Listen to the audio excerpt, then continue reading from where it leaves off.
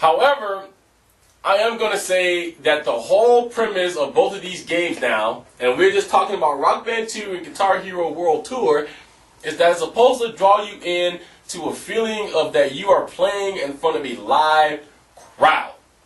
It's supposed to make you feel like you are a rock star. Look at all of the commercials for Rock Band 2 and Guitar Hero World Tour, and that's what they're each telling you.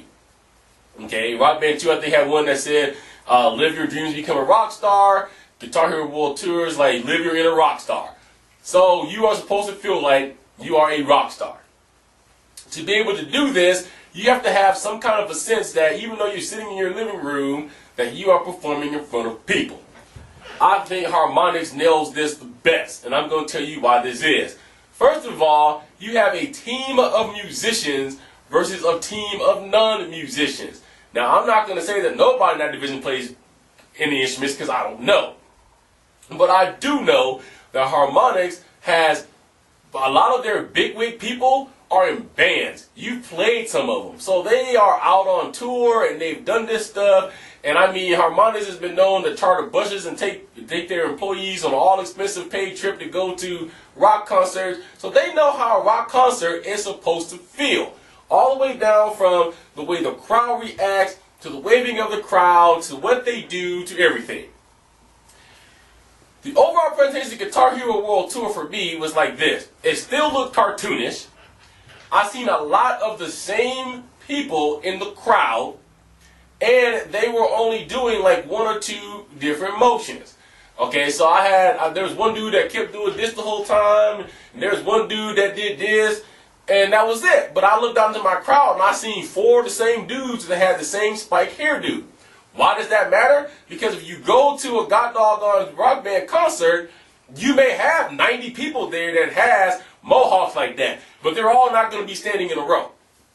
The interaction that the crowd also has between Rock Band 2 and with Guitar Hero World Tour, and to me in Rock Band 2 and Rock Band 1, is just more authentic. The feel of the crowd was more authentic. What the crowd did in response was more authentic. The times the crowd cheered, and you can't get away from this part right here. I don't care if you're a GH fanboy or a Rock Band fanboy, whoever. You cannot tell me that you were not feeling extra good when all of a sudden your crowd decides that they want to start singing the song that you're playing. This is what happens in a real rock concert. Rock Band just looks a lot more polished, and the characters looks a lot more real. Guitar Hero is still nailing that arcade type look, type feel. I think the best venue in Guitar Hero World Tour had to be New York. I think that was the best venue that they came out with. You're playing a New Year's Eve bash, and the ball drops and the whole nine, and at the very end of the thing, you know, you got the 5 people on stage, the 3 people on stage diving, and they end up into this big old ship that's being driven by a couple of big birds. I thought that was good. But you've got to make the characters look like they're not cartoons, and you've got to make the crowd look even more realistic. In my opinion, I think they made the House of Blues look bad. I just don't think that the venues look very realistic like they said that they were going for. What game draws you in? Honestly, they both do. And I'm going to tell you why that is. Yeah, even though graphics and presentation and crowds singing along helps pulling you in, what really pulls you into these games, or what really should be pulling you into these games, is the track list. Is there music that you enjoy playing, and does it give you some kind of a sense of whatever of a good feeling? They both win in that category, I believe. There are songs, and I'm sitting here playing, I'm getting my head moving like this, in Rock Band, and there's songs, I'm doing the same thing in Guitar Hero World Tour. Alright, so if you take away the presentation, if you take away the crowd, if you take away all of the venues, if all you had was just the music and a chart, you can still make it through these games because the music is what's drawing you in.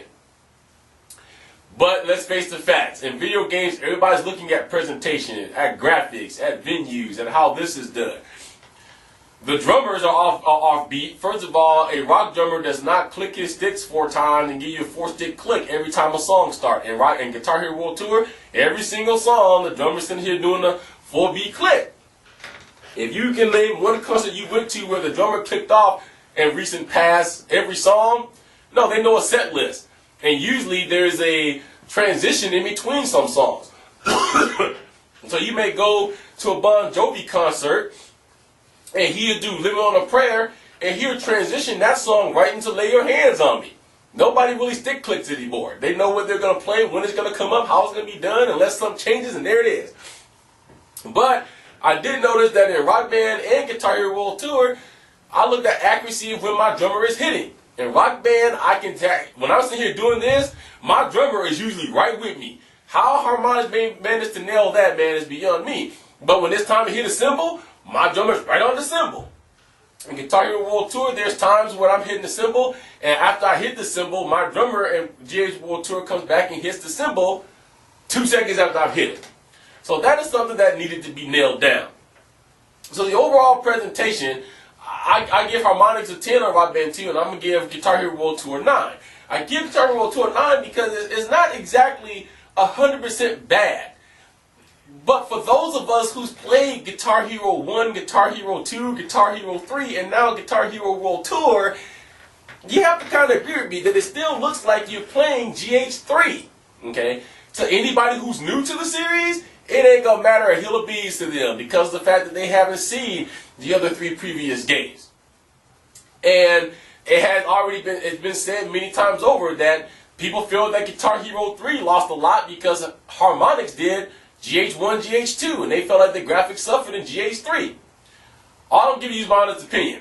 It's a 9 for Guitar Hero World Tour because it's not exactly bad, but I expected a lot more from all the hype and all the talk and all the publicity that was going around about Guitar Hero World Tour and how it was going to become the game, the music game everybody was going to want to choose. So, 10 for presentation of Harmonix, 9 for Activision.